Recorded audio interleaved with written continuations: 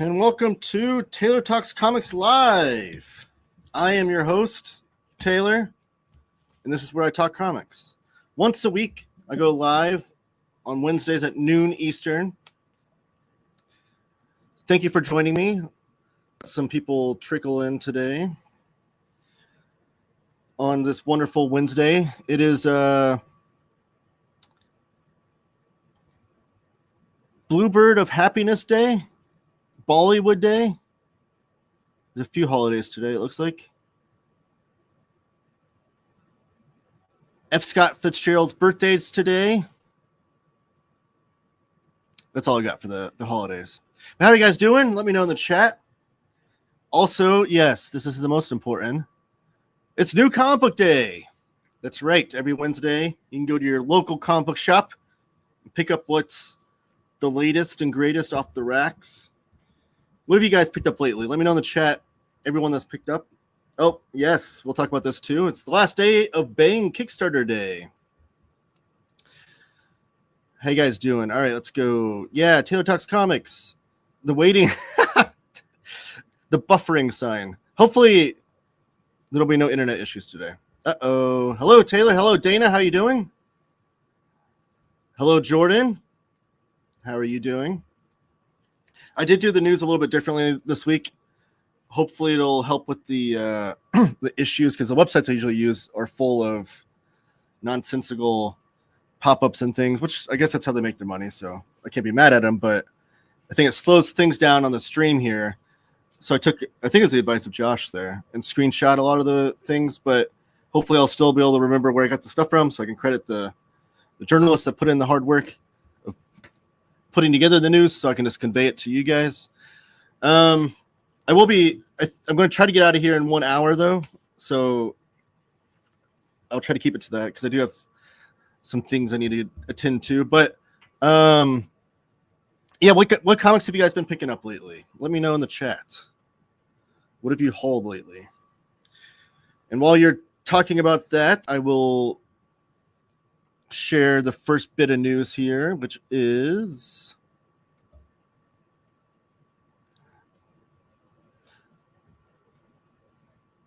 Oh, geez.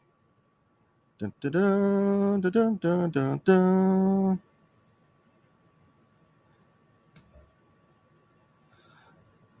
There we go. Is that right? Yep. All right. Bang, Battle of the Tiger. We have 24 hours to go from now. So he's already met his goal. Josh, who's in the chat. This is volume 3. If you remember a few weeks back, I had him on the show to interview him about this project. He's been making the rounds. He's been interviewed, I think, on like the Omnibuds Cafe, Near Mint Condition. I think Panelbound Comics interviewed him as well. So he's met his goal, though, which is awesome. This is his first successful Kickstarter of his career, and many more to come, hopefully, unless he finds a different avenue to sell his comics. But there's 91 backers. I'd like to see this thing get to 100 within the next 24 hours. Let's see if we can get this thing to 100 backers and just get to that 3 figures, right?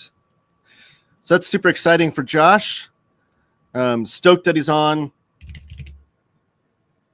Going to be, 24 hours. It's going to be 23 hours before the end of the stream. Oh, no, it's doing that thing again. What is this thing? Oh, is that? Hold on a second. Bear with me. I'm going to do some... Yeah, I'm back. Okay. It's doing that screen thing again where I had to get out of here and whatever. But anyways, yes, less than 24. Going to be 23 before the end of the stream.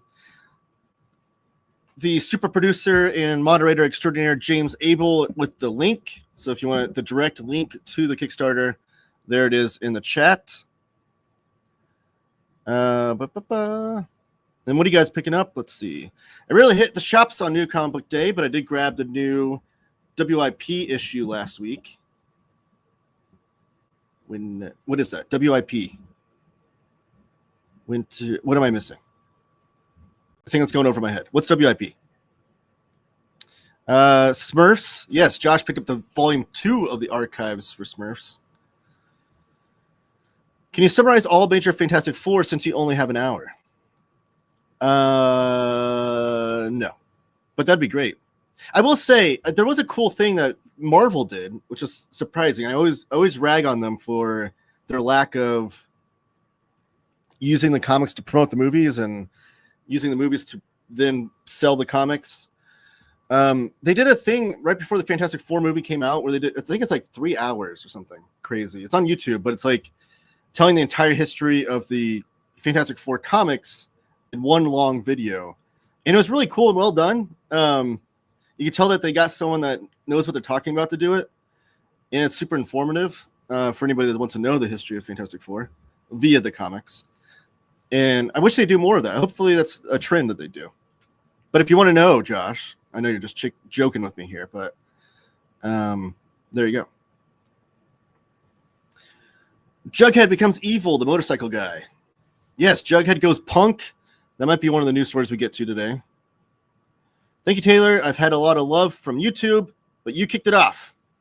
Yes, I was happy to. I was glad to do that. Been buying books from Sequart Organization, prose books about comics. Oh, yes. One of my favorite topics, prose books about comics. I would have picked up Better Off Dead by David Lapham yesterday, but at $7.99, figured out I would trade weight. Oh, it's $7.99 an issue? How many pages is it? Hopefully it's at least like a double-sized issue, right? Women in Prison? I don't think is that what it was? DC's Work in Progress line. Oh, Work in Progress line. Artist Edition single issue. So far they put out All-Star Superman #1 and Absolute Batman #1. Like are they the giant size ones? I saw the giant size one of All-Star Superman. I think that's what you mean.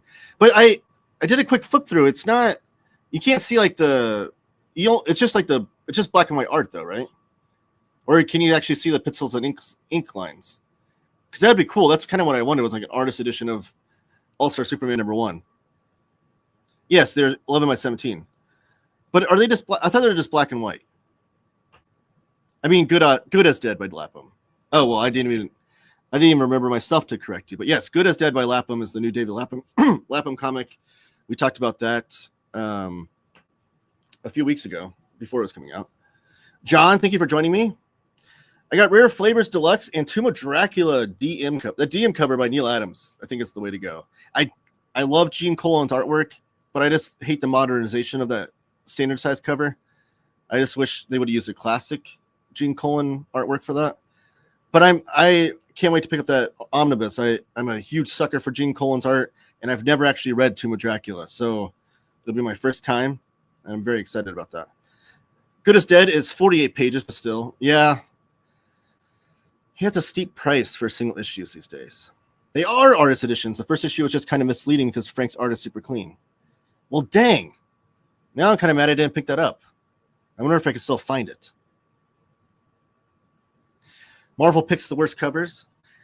When they pick a cover from the inside of the book, they do a good job. But the modernization covers they do, which I don't think that Gene Colan one fell into this, but like the X-Men ones had those where it's like someone modernizing doing a modernization of the like homage cover of the original cover. And even like the Alex Ross ones they did for Fantastic Four, I wasn't a fan of. Like I just want the original. I want a cover that matches the interior of the omnibus itself. The Nam covers. Oh well. Here's the thing about that though. The Michael Golden cover was a good pick. I like that pick.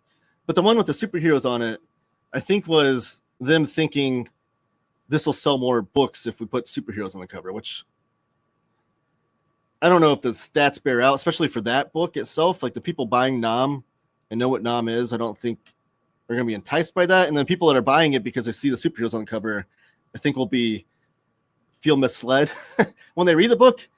But they do choose covers like for their epic collections. If it's like a Captain America epic collection, but like Spider-Man's on a cover within the book, they'll choose the one with Spider-Man and Captain America on the cover together. I guess just to be more appealing to not just Captain America fans.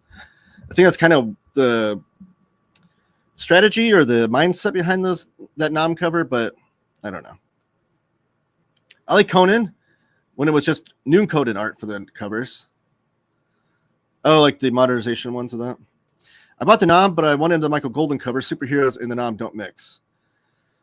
I know that, and I still haven't picked that up yet. Unfortunately, it's one of my most wanted omnibuses. And I think the Michael Golden one is out of stock in most places. So I've got that's the one I want too. I don't want. I agree. Superheroes don't mix with that material, and why would I don't know. I digress. But I do want to talk about today's sponsor. Dun, da, da. Panelbound Comics. There we go. Use the promo code Taylor Talks Comics, all one word, Taylor Talks Comics, and you'll save $2 off of your order. And if you order 4 or more books at Panelbound Comics, you can use the promo code TTC, ship it together, and they'll save 5% off of your order of 4 books or more. TTC, ship it together, which is also all one word. And I want to share something from Panelbound because they have a sale going on right now. They have 2 sales actually happening at the same time, simultaneously. And you can use my promo codes on these sales. They can stack onto these sales. So first I'm gonna go over the massive DC sale, which hold on. I should probably share my screen, right?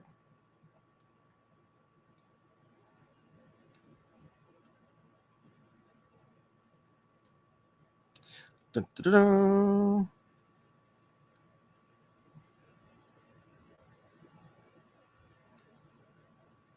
All right, so this is the massive DC sale.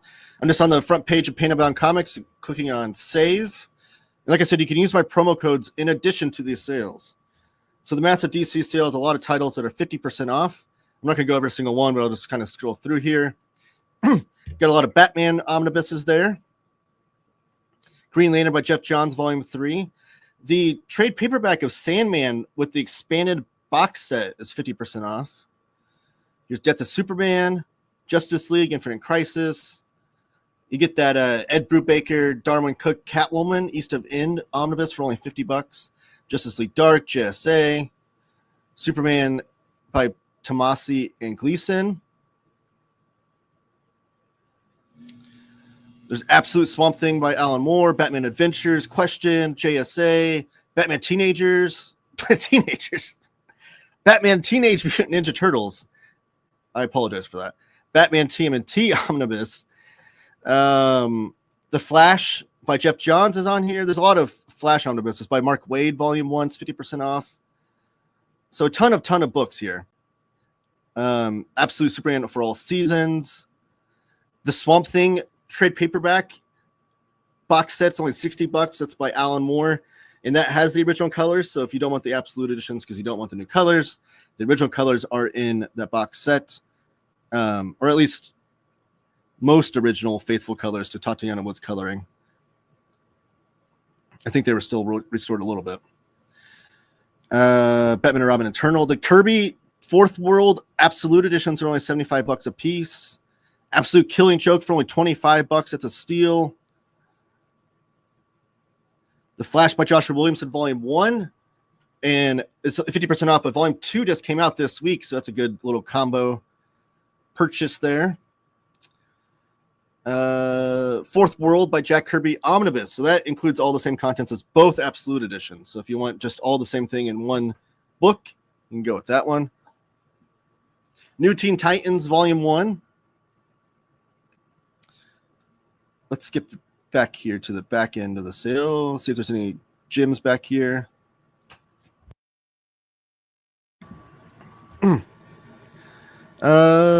The Animal Man Compendium for $30. That includes the entire run by Grant Morrison and Chaz Turog. It's one of my favorite runs of comics ever. The Fables Compendiums are on here, or at least one of them is. So all of these compendiums are only $30. A good time to pick up those fat 1,000-pager compendiums. Wonder Woman Silver Age with awesome Ross Andrew artwork is only $50. The Spy vs. Spy Omnibus is only $37.50. I have a video on my channel for that one. The deluxe edition of V for Vendetta is $25. The JSA Compendium is $30. Trying to hop around here. Absolute Arkham Asylum with great Dave McKean artwork written by Grant Morrison. It's only $50. It just recently went back into print. Top 10, one of the best Alan Moore runs for only $30 in that compendium. The Nancy Collins Swamp Thing Omnibus for $62.50. This is a steal right here. The Gerard Way, Nick Darrington, Doom Patrol Deluxe Edition for $25. They could have called it an omnibus. It doesn't include the Milk Wars in it, but I will warn you. But you can pick up the Milk Wars trade paperback for pretty cheap to include in that. The Lobo Compendium, one of my favorite books that I reviewed last year for only $30. Here's the other Jack Kirby Absolute Edition for the Fourth World. The Man of Steel Volume 1 hardcover, $25. Invisibles by Grant Morrison for $75. There's another Man of Steel book. Absolute Watchmen. So that is the DC sale going on right now. And that ends this Friday. So if you want to get that in by this Friday, remember, use my promo codes Taylor Talks Comics for 2% off if you're only ordering one, 2, or 3 books. But if you're ordering 4 or more books, use my promo code TTC Ship It Together for an additional 5% off savings off of your order. So this sale is called the Massive Publisher Sale, and this will be going all the way through the end of October, all the way through Halloween. Well, this sale will be live. I'm going to go. Oh, here we go. So a lot of this stuff is 50% off. I think most of it's 50% off. I'm just going to go through again some of the big hits here. The Complete Kabuki for $75. I still need to pick that up. But that's a good deal for that. Half off. The TMNT compendiums are on here, including the classic Eastman and Laird run that I love so much. It's also my most viewed video on my channel, showing off the ultimate collections of those, which has different contents a little bit, but it's still the same run if you want to check out how great those comics are. Jason Aaron Thor Omnibus. There's the other TMNT compendium. Unbeatable Squirrel Girl Omnibus. Spider-Man 2099. Shadowland Daredevil Omnibus. Micronauts is on here. Fantastic Four Volume 5, which is the first omnibus volume, which is totally after Jack Kirby. His run ends halfway through the 4th volume. The Complete Black Costume Saga Spider-Man Omnibus is 50% off. Micronauts. Thor by Simonson with the coloring that Josh Greathouse loves so much. Captain America Volume 1 Silver Age. I have a video on that book on my channel, and I love that book. It's so much fun. Check out that video if you want to be sold on it. Volume 3 Daredevil Omnibus has some of the aforementioned Gene Colan artwork. The Romnibuses are on here. Secret Warriors by Jonathan Hickman Omnibus that just recently came back into print. Adam Warlock Omnibus for some good Jim Starlin action. Which that Death of Captain Marvel Omnibus comes out soon with the Jim Starlin stuff in there. John Byrne's Fantastic Four is a great run. The Venomous by Stegman and Cates is on here. The Thing Omnibus, my most wanted omnibus that I thought would never exist, but it finally does exist and did exist. It came out a couple years ago. The Lock and Key House Compendium, which is, I'm pretty sure, omnibus sized, but it's a thick hardcover. It's 50% off. This is 22 pages, so I'm not going to go through every single one. I'm just going to go, let's see what's in the back end here. There's some good trade paperbacks and hardcovers in here. The Superman Space Age, it's a standard size hardcover, but for only $15. That comic is awesome. There's some deluxe editions back here too. Epic collections are in here. 30 Days a Night. Oh, The Den. A lot of Richard Corbin books in here for only $17.50. I think most of the Richard Corbin books are in here. Canto, which I still need to read. Here's some more Epic collections if you're wanting to pick up those. Godzilla by Stoko, $20. It's my favorite Godzilla comic book ever. More Epic collections. Let's go one more page and then I'll get out of here. I know this is riveting video here. Oh, From Hell. I think they have both editions, maybe? I don't know, but this is a color edition if you're into that. $25, which it was colored by Eddie Campbell. But yes, that is the hold on a second. That is the Panel Bound Comics sale going on right now. Use my promo code Taylor Talks Comics, all one word, for an additional $2 savings off of your order.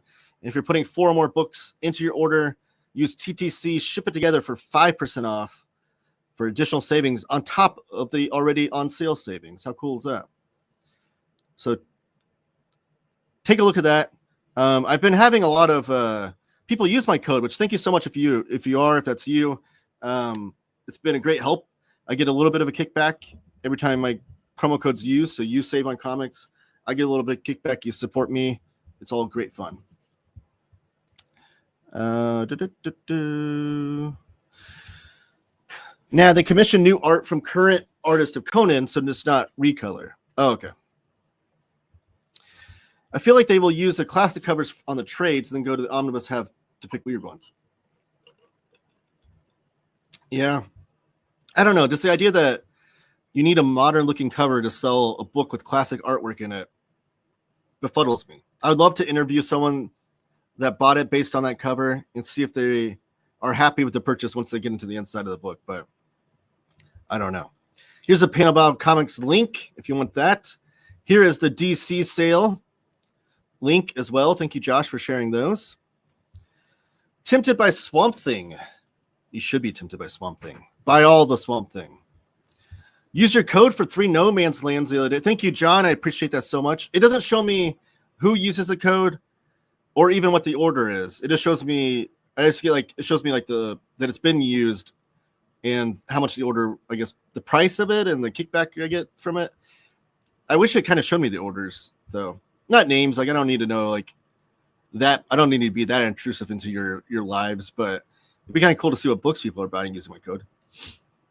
Batman Teenagers coming. That could be like a young adult book, right?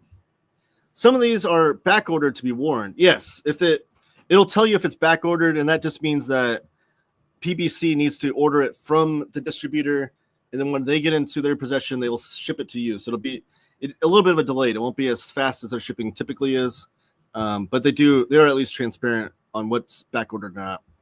Hello, Space Monkey. Thank you for joining us. Here's the everyone else sale, the massive publisher sale. Here's my video on Spy versus Spy. Thank you, Josh, for sharing that. I want Alan Moore's Swamp Thing with the new colors, just not absolute. That's interesting. Why? Are you anti-absolute?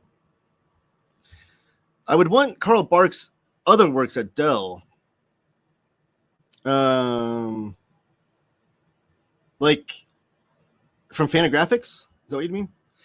I do wish Panel Bound had the ducks. Wish.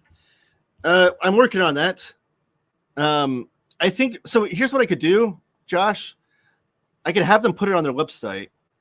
Everything would probably be back ordered though, because they don't have room in the warehouse to hold stuff that they're not convinced that a lot of people will buy, if that makes sense. But I can ask them to put it on their website. I can ask them to put anything on the website, really. Oh, here's the Hellboy Artist Collection, Richard Corbin, for just $25. So if you want more Richard Corbin in your life, which who doesn't, they have a book it's a library edition size, and it's just the Richard Corbin Hellboy stories. And also to let you guys know, this week or next, I'm going to have, what day is today? It's 24th. Okay, well, within the next week, I'm going to do a video on all of the Richard Corbin library that's come out so far from Dark Horse, which I think there's 7 or 8 books. I can't remember. I have all of them, whatever the number is. That's come out so far, and then I'll be doing a review of a couple of those on my 31 Days of Halloween or horror comics. Any Fantagraphics news? No, nothing major. I saw a couple books added to their catalog for their Fantagraphics Underground line, but no breaking news or anything like that. It'll probably be a while. They only do 3 catalogs a year, and I just dropped that video last month, so the next one probably won't be coming out till towards the end of the year. Jordan McLean bought the Richard Corbin collection. Taylor Talks Big Brother. What's that mean? I do watch Big Brother. Is that what you mean? I don't know. The Big Brother. Who is anyone watch Big Brother in the chat? The finale is happening this Sunday. I'm a big Brother fan. More Swamp Thing for the writing. The art isn't bad, but that version takes a ton of space. Oh, okay. I understand the space issues for sure. Oh, you want to see who? Okay. You want to see who orders? No, I don't need to see who. I mean, if you want to divulge like John did here, that's fine. But I don't need to see who. I just like to see what books are being ordered.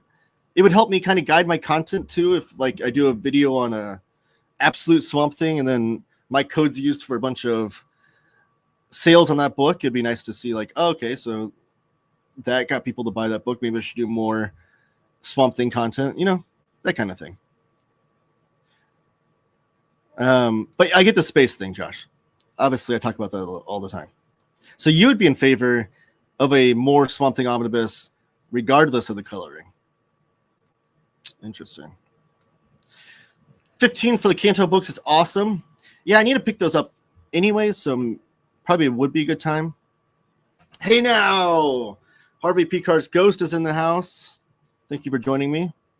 Actually got a couple Corbin treasures lately. Managed to snag copies of the first 2 Brood editions of Din from Delirium in France and artist editions of Din 1 and 2 in their entirety. Nice. Are those artist editions of Din? Are those in a different language? I'd love to see what his original art looks like. I've seen pictures of it here and there, but like a whole book of it would be nice. I like the new colors since they show off the line art better. I have the OG Sandman colors and hard to tell some things.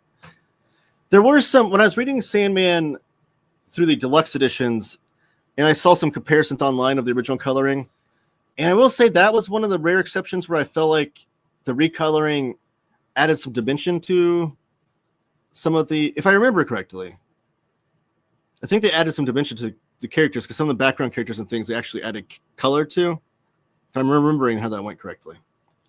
They are in French, but I'm there for the art anyways. Yeah, for the artist edition, especially since I own Din, I wouldn't mind if it's in a different language. That's the kind of stuff if I ever went overseas I'd be looking for sure. The Delirium Corbin artist editions are in French. I might have to look up to see if there's any easy route for me to get those. Let's go over some news, though. Let's see if this works today with my new format. No, that's not what I wanted.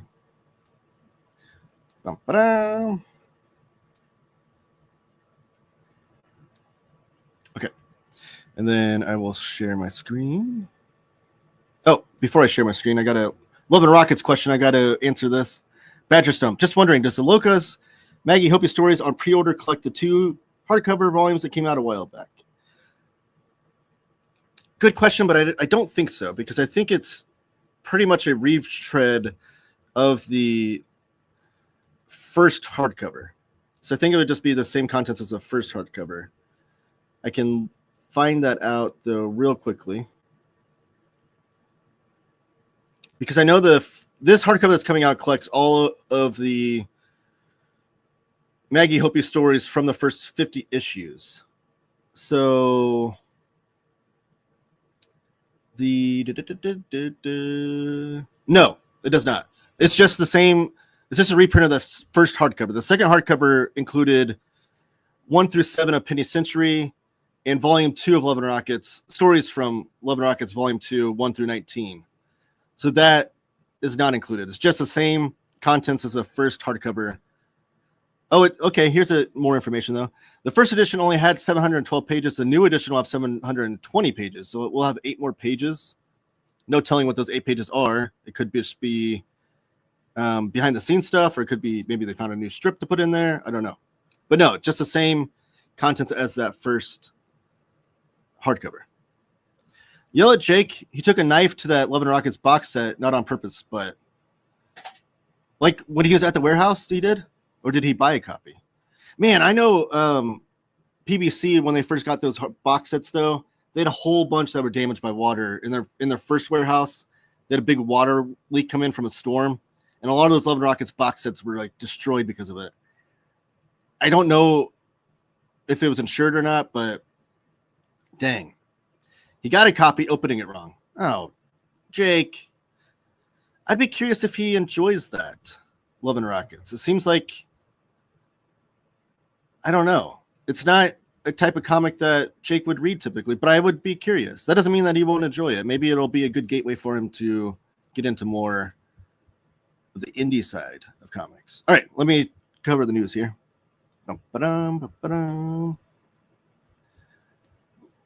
Bear with me while I see what this looks like on the screen. Dun, dun. Format, insert. Should have done this as a slideshow, shouldn't I? Whatever. Anyways, I'll do it as a slideshow next week, so you don't see all the Google form nonsense on here. But regardless, does that look good on the screen there? Okay. Comic shops will now get image graphic novels a month before Amazon. So this is the news that dropped by Bleeding Cool.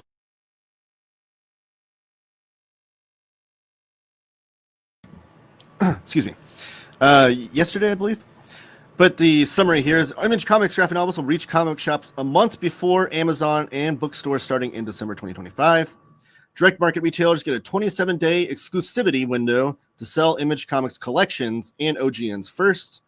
The early access is due to new supply chain delays affecting bookstore and Amazon distribution timing. Image Comics aimed to reward comic shops for the long-standing support and vital role in building readership. Is that all I have for that article? It is. So that's exciting. And I have been worried lately, especially some of the news that we've been covering here with a lot of these digital comic book reader apps that have been coming out. Like, was it Neon Ichiban? And I forget the other one that came out. All of them are advertising like same day sales for single issues or collected editions. So it's like the day a trade paperback comes out, you can read it digitally on this website, or same thing with single issues. Like the day the new issue of a new series comes out, you can read it digitally. All of that stuff is great for fans, but it hurts comic book shops. And that's why for a long time, I think Marvel and DC still have, I think they have like a higher tier on their apps where you can pay more and get same day issues, or maybe a week later or something. Someone let me know in the chat. But for the most part, they've tried to delay that to where it's like you can't read the single issue until a month after it comes out to help comic shops. So I do like this because this is like, if you want something from Image Comics that comes out, like the new Saga Deluxe Edition or new whatever collection they're coming out with, you'll have to get it from a comic book shop first before Amazon or a Barnes & Noble or bookstore. And comic shops do include panel bound comics or CGN or IST if you order from there, because those are considered comic book shops as well. So if you're wanting to get your Image Comics the day they come out, the collections at least, you can still order through PBC that same day. It'll be the bookstores, which includes Amazon, Barnes & Noble, those kinds of things that'll get them a month later.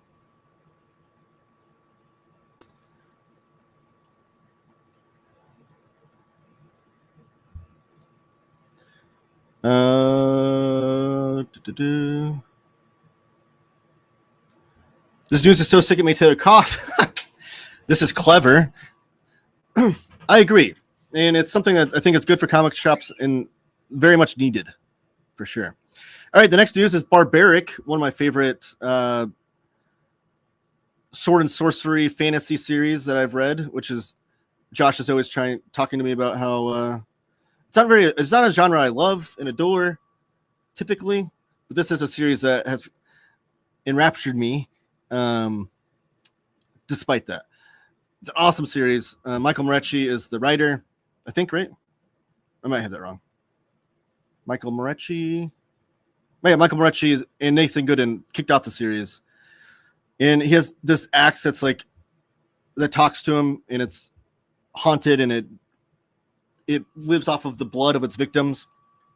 It's bloody. It's awesome. I know Michael Morecci, when this series first kicked off, said that he would have a long-term goal of wanting to make this like a huge Hellboy-like universe, which sounds amazing to me, and perfect and great for Vault Comics too, because Dark Horse, they were established in well-to-do and good thriving publisher before Hellboy, but having Hellboy throughout the 90s and early aughts really helped them stay afloat and succeed and thrive. And it's been kind of like their tentpole creator-owned series that they've had at their publishing company. So Barbaric, I'd love to see them kind of elevate Vault in that same fashion, but we haven't seen them do any like long spin-off series or anything, right? We've only had Barbaric series, but this will be the third series. It's called The Long Death. Issue number 1 comes out in December. And it's got variant covers by Pete Carroll, Luana Vecchia, Corin Howell, Brett Bean, and Jim Mahfood. I love Jim Mahfood. Huge fan of Jim Mahfood's artwork. I can't wait to see what he does with Barbaric with a variant cover. That'd be pretty cool looking. But this is the 5th story arc. I'm sorry, I said 3rd. Vault has announced the long-awaited return of Barbaric with its 5th story arc. The hit fantasy series, co-created by writer Michael Brecci and Nathan Gooden, has become one of Vault's best-selling titles since its debut. And this time, Gooden rejoins the creative team fresh off his breakout success on Big Rig with Post Malone. The returning lineup also includes series regulars Fabi Marquez on colors, Jim Campbell on letters, and Tim Daniel on design. Together, the team promises a blood-soaked continuation that pushes Owen, Soren, and the ever-drunken Axe further than ever before. Yeah, so that's Barbaric. Oh, is there more? Added that returning to Barbaric has been a chance to bring new skills and energy to the book after working on Big Rig. The thing that has me most excited for the return is the addition of a new character that is unbelievably funny and important to the backstory of our heroes. Since its launch, Barbaric has sold hundreds of thousands of copies worldwide. It was named one of the best comics of 2021 by outlets, including Entertainment Weekly, CBR, Comics Beat.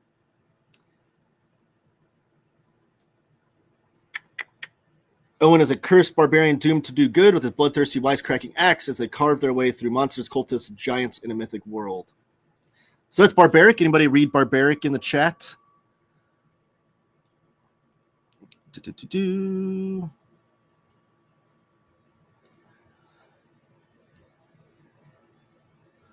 Need to read Barbaric? Yes, you do. Hoping for a nice hardcover. Yeah, they did standard size hardcovers. I don't know if they'll do bigger collections when they get more material. I mean, this is the 5th series, so maybe a big collection will be, there. I'm a big Sword and Sorcery fan. I need to check this out. Definitely. Check out that first series that came out, which I think was just titled Barbaric. I think it lasted, I want to say 3 or 4 issues. But it seems like they're doing mini-series for each subsequent volume. It's a really fun series, though. It's really fun, bloody. There's cool monsters. It's hilarious also at times. But I'm excited for more Barbaric for sure. The next news story I have here is the new Teen Titans George Perez Artist Edition. We now have 2 covers. Oh, dang it. See, that's why I need to do slideshow. We have 2 covers. So here is the DM cover featuring a Judas Contract cover here. And then the standard edition cover is right here, which is featuring the issue to number 1. I'm surprised and kind of stoked that Scott Denbier was able to get his hands on the original art for issue number 1, the cover. It's really exciting. But I think this is the first George Perez Artist Edition we've ever had. And I'm kind of excited to see what his original art looks like. I don't think I've ever seen any of it. The Skybound in Act 4 announced. So we've talked about this before, but there's more details in the story here. So if you're like, Taylor, you've already talked about this. I know. But more details, including the cover. So Skybound in Act 4 announced George Perez's new Teen Titans Artist Edition. This oversized 12 by 17 cover showcases a wide selection of Perez's original art, highlighting covers and a curated run of pages for the new Teen Titans issues 1 through 40. So it won't have full issues in this, like the Steve Ditko Spider-Man Artist Edition we talked about. That will have full issues. This one is just going to have a collection of different original art pages, which I can only assume is because Scott Denbier was not able to get his hands on enough original art pages to get a full story. I don't know. I've never asked him, but I assume that's his preferred method, is to have a whole complete story in an artist edition.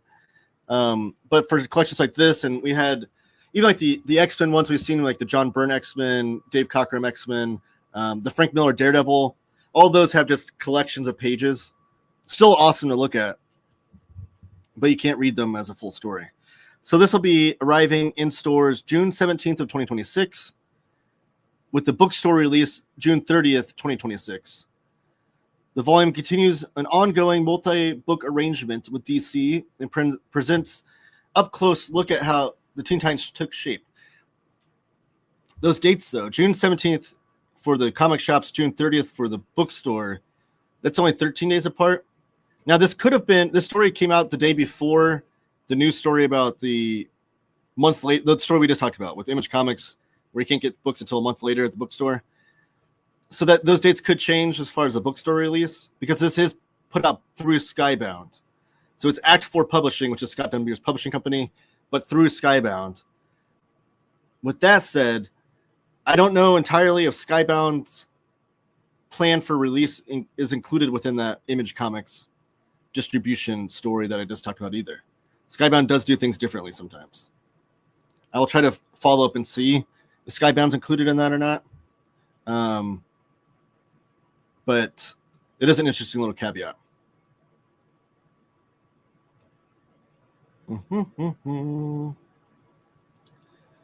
Check out Moorcock Elric, similar to Barbaric but serious. I do want to try Michael Moorcock's comics, the comics of his stories. I do want to try out. Because I've never read them before.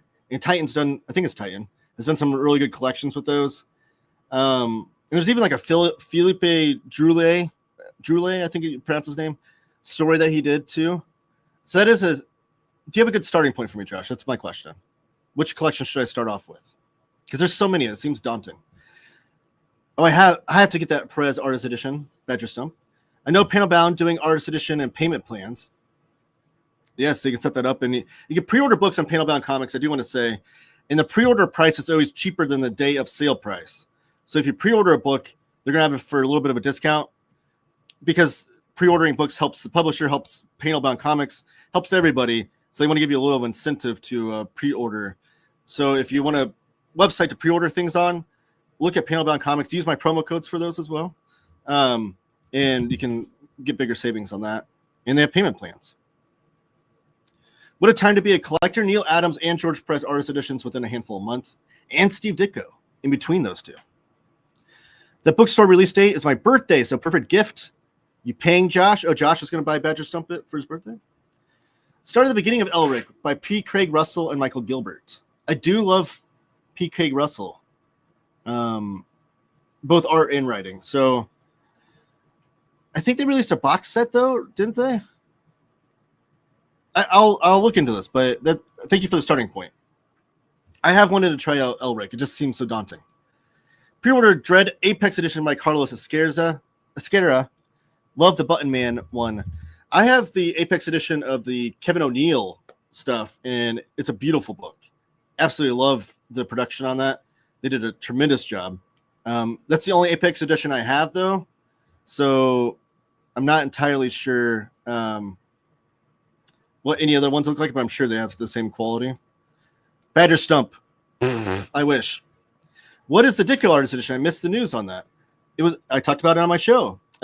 It's the Amazing Spider-Man Steve Ditko Artist Edition, which will have 4 complete issues in it. That's something I didn't clarify. Thank you for asking me that, Badger Stump, because it reminded me. I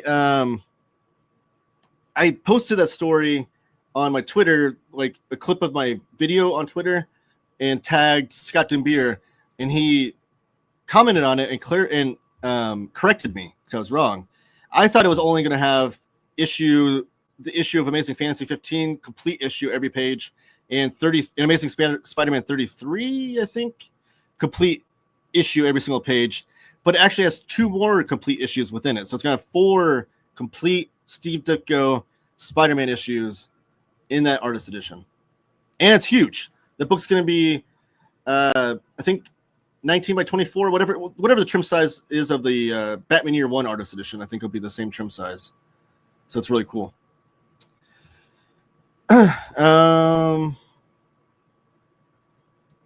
Next news story. Oh, geez. Dun, dun, dun, dun. Bum, bum, bum. Oh, the Nerd Inferno omnibus. This is super exciting. I caught wind of this last week and I shared it all over my social media, but now it's officially announced. Stupid cursor. So Evan Dorkin, one of my favorite cartoonists, is coming out with a big fat trade paperback collection called Nerd Inferno. And it will include every issue of Dork, every issue of Eltingville Club, and every issue of Milk and Cheese. It's going to be 600 plus pages. It's got a great new cover, which is drawn by Evan Dorkin, colored by his wife, I believe, which might have been the credits here. I don't know. But Dark Horse has announced a new omnibus collecting Evan Dorkin's Eisner, Harvey, and Ignatz Award-winning creator-owned comics. This is from the Comics Beat, too. They broke the story. Has all the details. Debuting spring 2026, Nerd Inferno, the essential Evan Dorkin collects Milk and Cheese, Eltingville Club, and Dork for the first time. If you're unfamiliar with these satirical comics, here are their official blurbs. Milk and Cheese, a carton of hate, a wedge of spite, a comic book of idiotic genius. A comic of, it says that twice. Dating all the way back to an appearance in Greed magazine in 1988, these gin-fueled lactic loose cannons have delighted and horrified comics fans the world over. Includes every Milk and Cheese comic ever. Dork, comprising of black humor stories about living voodoo doll, a serial killer sitcom, truly real life, a disco skinhead, a urbane devil puppet, classic works of literature acted out by Fisher-Price Toys, and more absurdity. So include all 7 issues. 7 issues? How long did Dork last? It doesn't say. I can look in a second. And then Eltingville Club, Take No Prisoners, Trivia Offs, Pill Field, Twilight Zone Marathons, Fan Interventions. Here's the ultimate word on the fugly side of fandom. Collecting every Eltingville story from Dork, House of Fun, and Eltingville Club 1. I think it's supposed to say 1 through 12 there. I have the... Here it is.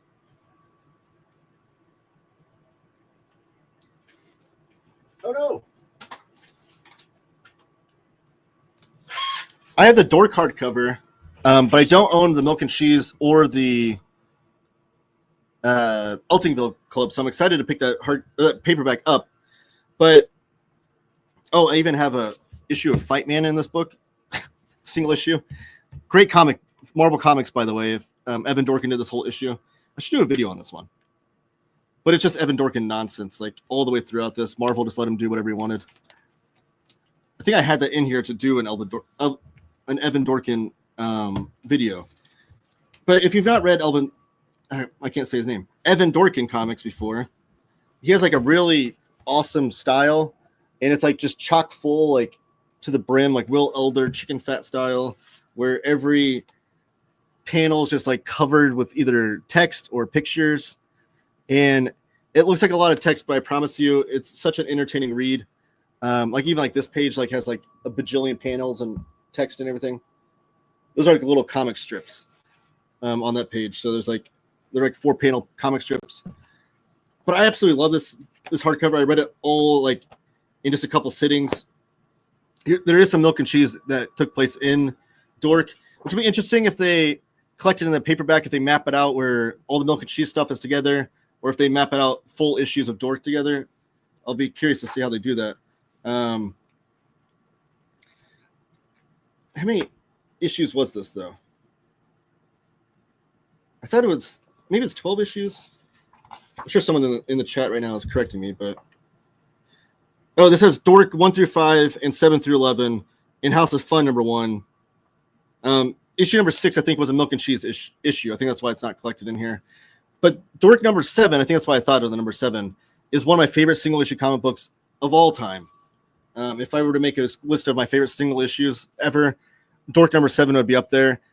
Blew my mind when I read it. Like I was reading it because I was reading through all of Dork, and I didn't realize it's one of those issues where like I started reading it and I didn't realize what it was going to turn into, and then it wrapped into this thing that just blew my mind. But Evan Dorkin's awesome, and I can't wait to get this collection. I nearly bought some milk and cheese last week. Glad I didn't. Grabbing this on day of release. Comic Speed is the worst. Harvey, you say that every time I talk about Comic Speed or share one of the stories. I think I should just say this story was broke by Comic Speed. Harvey P. Carr hates Comic Speed and thinks they're the worst, and then go on with the story. Just I don't listen. I just share the story I just share the stories from where they come from. I have no shame in that. Like, you can say whatever you want about these journalists. The comics journalism is definitely lacking, but when they share a story like this of like this book's coming out, there's no harm in what they do. Just realized he wrote Beasts of Burden. Yes, he did, and they released an omnibus paperback collection of that recently. You should do an Evan Dorkin video showing off why we should get the new collection. Good idea. I don't own Milk and Cheese in Eltingville Club, though. I wish I did. Eltingville Club is amazing because it's chock full of like little Easter eggs of fandom and things, and they make fun of like everything to do with fandom, like tabletop board games, video games, comic book world, comic book conventions. Like nothing is off limits in the fandom as far as those guys go. And it's just like these despicable human beings as characters in this club, and it's hilarious. But there's all kinds of little Easter eggs and things in there. John, yes, I did see this. Josh Simmons has a new book, Annihilator, coming through Mansion Press, which is really exciting. I'm a huge Josh Simmons fan. I'm actually going to have a video on my 31 days of horror comics all the way through October. When I do 31 days of horror comics videos, one video every day. One day is going to be dedicated to Josh Simmons comics.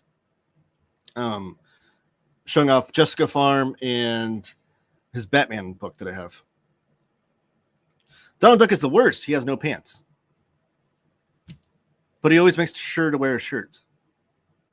None of the Duck characters wear pants. Did you know that Howard the Duck?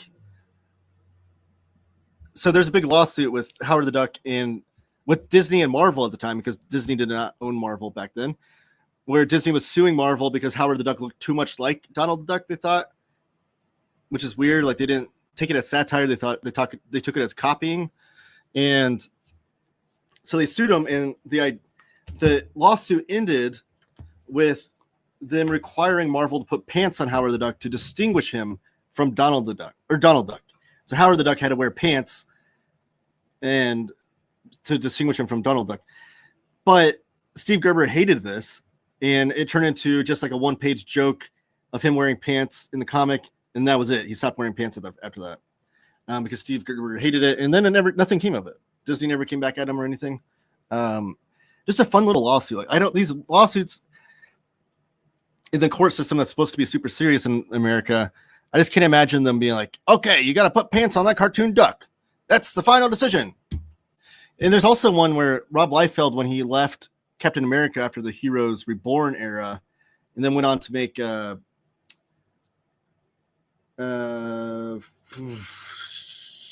Fighting American. This the Jack Kirby, Joe Simon created character. He went on to make Fighting American comics and bring that back, but basically continuing on his Captain America story. So Marvel obviously was not happy with that, and they sued Rob Liefeld over it. And the end result and the distinction and end result of that case was that, okay, he could do Fighting American, but he can't throw his shield. If he throws his shield, that's too much like Captain America. I guess so. It's hilarious that we have these court cases. One where this duck has to wear pants, this cartoon duck. Another one where this guy can't throw a shield, and they're being argued over in the court system. No pants is a mark of civilized society in my book. There we go. Badger Stump's final comment on if we should wear pants or not. The Essential Evan Dorkin Nerd Inferno collection will be 656 pages, standard sized, and it'll be in bookstores April 21st and at your local comic book shop on April 22nd of 2026. And then the last news story I have before I get out of here is not a long one or anything. Just worth noting. So I did talk about blind bags and how much I hate them, and I think they're a stupid gimmick. So I do want to follow the story. That's not what I wanted to do. Yeah, that's what I wanted to do. Bear with me here. Okay, here we go. Batman #1 by Matt Fraction sold 500,000 copies ahead of Batman Day.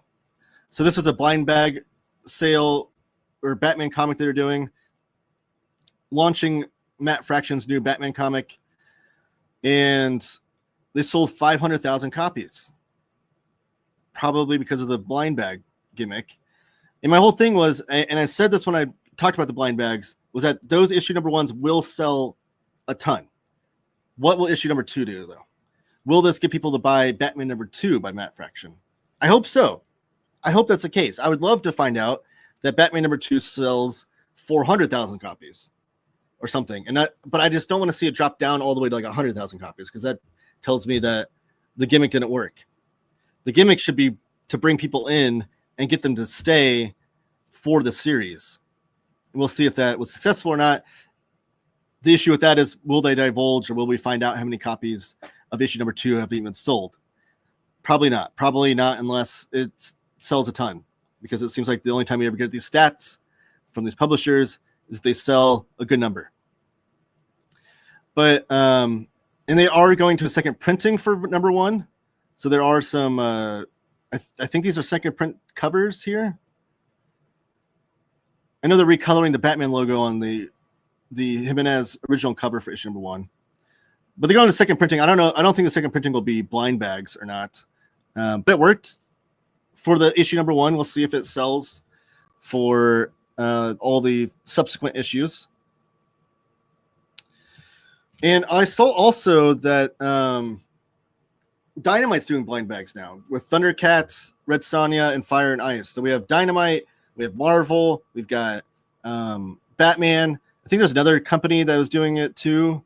So these blind bag things are not going away anytime soon. It's definitely going. It's definitely a trend. We'll see if it actually helps sell more comics beyond the blind bag ones. And again, I don't expect issue #2 to ever sell as many as issue #1, but like a drop off from 500,000 to 400,000 or even 300,000, I think would be a success if they could continue like with a 200 to 300,000 range. But I don't think they'll get there. I think it's going to be more like 150,000 or whatever, which is your typical. I don't know. I haven't looked at sales lately. That might be your typical Batman sales, whatever. What is a blind bag? So the blind bag gimmick is that they have variant covers, and there'll be like 10 variant covers of Batman #1, and you don't know what cover you're getting. So it's in a blind bag where the bag is just like black. You can't see through it. You don't know which variant cover you're getting. So then you get home, you unwrap the blind bag, and you see which variant cover you got. I know Battle Beast was the first one that did it with Robert Kirkman's Battle Beast over at Image. And they did have some of the ratioed variants in there. So it was like a collector thing. Like you could possibly get something that was worth more than what you paid for it, I guess, on the secondhand market if you sell it or whatever. But like that special like foil stamped cover or whatever. So there was like a gimmick there. It's not unlike trading cards, where if you unwrap a trading card pack, you might get like a super rare autograph card or whatever. But Marvel and DC, I don't think have done that extent of their blind bags. But yeah, it's just a gimmick to sell more comics, basically. My favorite is the judge having to read so much Spawn for the Gaiman versus McFarlane. Yeah, that judge had to read like 100 issues of Spawn in order to make a determination on the case of who owns what was the name of the character? Angela from Gaiman or McFarlane. Hoping Nate Garcia's Wishbone #1 sells 500K. Maybe Nate Garcia should do blind bags. That'd be kind of funny. Would I support it? I don't know. I guess I have the hard stance against. And then here's Bang Battle of the Tiger blind bag. Do I have a hard stance that would be anti self-published blind bags? I don't know how that works. How would you do that? Changes that all issue #1s get blind bags. Chances that all issue #1s get blind bags. very good, honestly. Like, at least for the big series. I did see this, though. I think it was Lowhit, who's in the chat frequently, shared this with me via the Chip Zdarsky zine that he puts out. He made a graph of all the times that Batman has gone back to #1 and all the times Spider-Man's gone back to #1. And this is only, surprisingly, only the 4th time we've had an issue, a comic book issue called Batman #1. He's only gone back to #1 4 times. I was shocked to hear that. Spider-Man went to, like, I don't know, 15 or something crazy. And it was like Batman #1 came out in the 30s, right? Or did Batman #1 come out in 1940? Whatever, way back then. And then they didn't go to #1 again until like New 52, and then Rebirth. Yeah, it was New 52 with Snyder, and then Rebirth with Tom King, and then now Matt Fraction. Like, those are the only Batman #1s we have in existence. Wild. I was shocked to see that number. I was expecting it to be a dozen.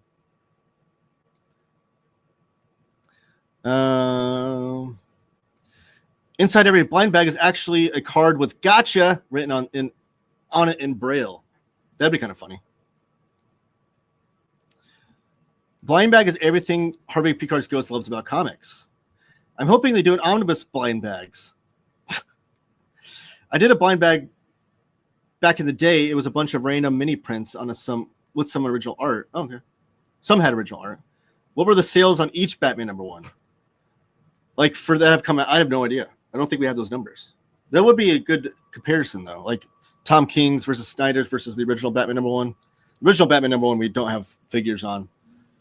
I'm assuming a lot, though. Was that the debut of Robin on Batman #1? Maybe I'm misremembering my history here. Robin comics. Let's look up his first appearance. Was it Batman #1? No, Detective Comics 38. And then Batman #1 came out after that. Okay. Oh, here we go. We got the numbers. New 52 was 211. Rebirth was 308. Okay. And then Matt Fraction beat them all. Although I have a feeling that Batman #1 from back in the day sold more than that. They don't have sales figures on those numbers, but on those comics from way back then, but they were selling like crazy. But that's it. I'm going to go through my last minute plugs. Put anything in the chat that you want to put in. I'll address those before I get out of here. But for my last minute plugs, you can follow me on all social media networks: TikTok, Instagram, Twitter. Those are all at Taylor Talks Comics, or just search Taylor Talks Comics and you'll find me. And I ask that you smash the like button, subscribe, comment down below. Super chats are always welcome, super appreciated. Shop over at Panelbound Comics for $2 off your order. You can use my promo code Taylor Talks Comics, all one word, Taylor Talks Comics. And remember the sales that are going on that I just shared a moment ago. There's a freaking cricket in my house now. 4 or more books from Panelbound Comics. You can order TTC, ship it together, all one word, promo code TTC, ship it together. You'll save 5% off of your order of 4 books or more.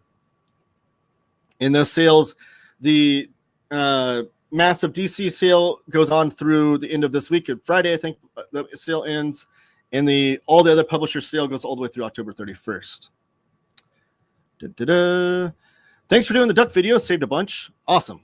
I'm happy to help you. What book is that above the Akira box set and left of Lobster Johnson? Oh, that's Super Spy by Matt Kent. An awesome book. One that I describe as, it's like Wes Anderson meets James Bond.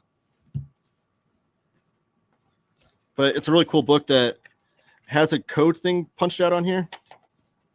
So it's like a book band. Let me get your comment off there real fast. This is like a book band that goes on here. But when you put it over the cover, it's die cut to say Matt Kent. And then there's some sort of code. If you punch out different holes on the back, that'll tell you something else. I've not done that, obviously. But it's a really great collection. But Matt Kent's awesome.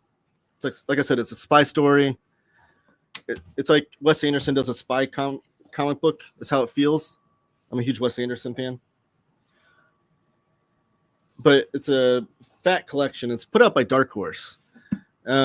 anytime someone wants to get into Matt King comics, I either recommend this or Mind Management. They're both super great.